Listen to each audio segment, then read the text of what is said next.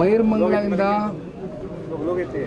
Freedom park ಬೆಂಗಳೂರವರೆಗೂ ಕೂಡ ಬಿಡದಿ ಚಲೋ ಪಾದಯಾತ್ರೆಯನ್ನು ಈ ಹಿಂದೆ 30, 31, 1 ಅಂತ ದಿನಾಂಕ ಘೋಷಣೆ ಮಾಡಿದ್ವು. ಅಂದರೆ ತಮಗೆ ಗೊತ್ತಿದೆ, ಕಾರಣಾಂತರಗಳಿಂದ ಇದನ್ನು ಮುಂದೂಡಿಕೆ ಮಾಡಬೇಕಾಗಿ ಬಂತು. ಹಾಗಾಗಿ ಈಗ ಡೇಟನ್ನು ನಿನ್ನೆಯ ದಿನ ಮಾಧ್ಯಮಕ್ಕೆ ಒಂದು ಪ್ರಕಟಣೆಯನ್ನು ಪಕ್ಷದ ಕಚೇರಿಯಿಂದ ಹೊರಡಿಸಿದ್ದೀವಿ.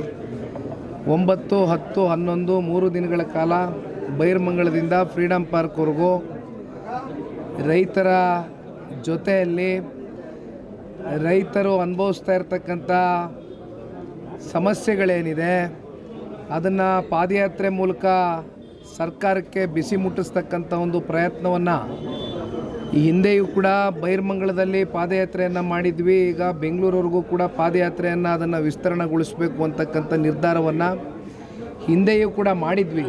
ಏಕೆಂದರೆ ಇದು ಯಾವುದೇ ಒಂದು ರಾಜಕೀಯ ಲಾಭ ನಷ್ಟದ ಲೆಕ್ಕಾಚಾರಕ್ಕಿಂತ ಹೆಚ್ಚಾಗಿ ಪಕ್ಷ ಎಂದಿಗೂ ಕೂಡ ರೈತರ ಧ್ವನಿಯಾಗಿ ಕೆಲಸ ಮಾಡ್ತಾ ಬಂದಿದೆ. ರೈತರು ಸಂಪೂರ್ಣವಾಗಿ ಈ ಒಂದು ಪ್ರಾಜೆಕ್ಟ್ನ ವಿರೋಧನ ಮಾಡ್ಕೊಂಡೇ ಬಂದಿದ್ದಾರೆ. ಆದರೆ ಸರ್ಕಾರ ಇವತ್ತು ಯಾವುದೇ ರೀತಿಯಾದಂಥ ಅವ್ರಿಗೆ ಕಣ್ಣು ಕಾಣ್ತಾ ಇಲ್ಲ, ಕಿವಿ ಕೇಳ್ತಾ ಇಲ್ಲ. ಒಟ್ಟಾರೆಯಾಗಿ ರೈತರ ವಿರುದ್ಧವಾಗಿ ಇವತ್ತು ಸರ್ಕಾರ ನಿಂತ್ಕೊಂಡಿದ್ದಾರೆ. ಇಂಥ ಸಂದರ್ಭದಲ್ಲಿ ರೈತರ ಪರವಾಗಿ ನಿಲ್ತಕ್ಕಂಥದ್ದು ಪಕ್ಷದ ಕಡೆಯಿಂದ ನಮ್ಮ ಧರ್ಮ.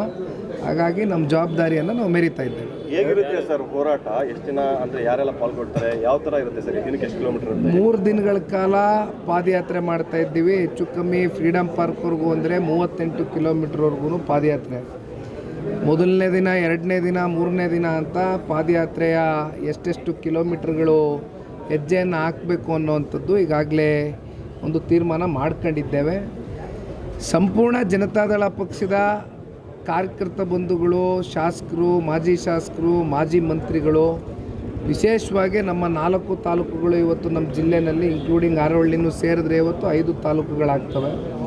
5 ತಾಲೂಕಿಂದನೂ ಕೂಡ ಕಾರ್ಯಕರ್ತರಿರ್ಬೋದು, ರೈತರಿರ್ಬೋದು, ಎಲ್ಲರೂ ಕೂಡ ರೈತರ ಜೊತೆಯಲ್ಲಿ, ಬೈರ್ಮಂಗಲ ಭಾಗದ ರೈತರ ಜೊತೆಯಲ್ಲಿ ನಿಲ್ತಕ್ಕಂಥ ಕೆಲಸ ಮಾಡ್ತೇವೆ. ಸರ್, ಟೌನ್ಶಿಪ್ ಯೋಜನೆ ಮುಗಿದ ಅಧ್ಯಾಯ. ಇಷ್ಟ ಇರೋರು ಭೂಮಿ ಕೊಡ್ತಾರೆ, ಅವ್ರಿಗೆ ಪರಿಹಾರ ಕೊಡ್ತಿದ್ದೀವಿ ಅಂತ ಶಾಸಕರು.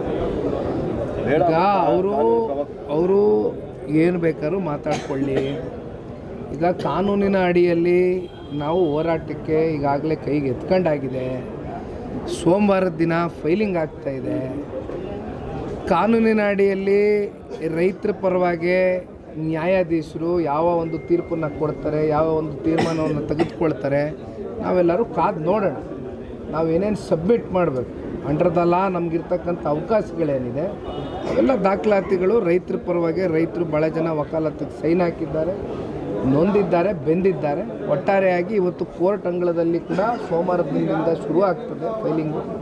ಅಲ್ಲಿಂದ ಹಿಯರಿಂಗು ಕೂಡ ಬಹುಶಃ ಅದೇ ವಾರ ನಾವು ಎದುರು ನೋಡ್ತಾ ಇದ್ದೇವೆ.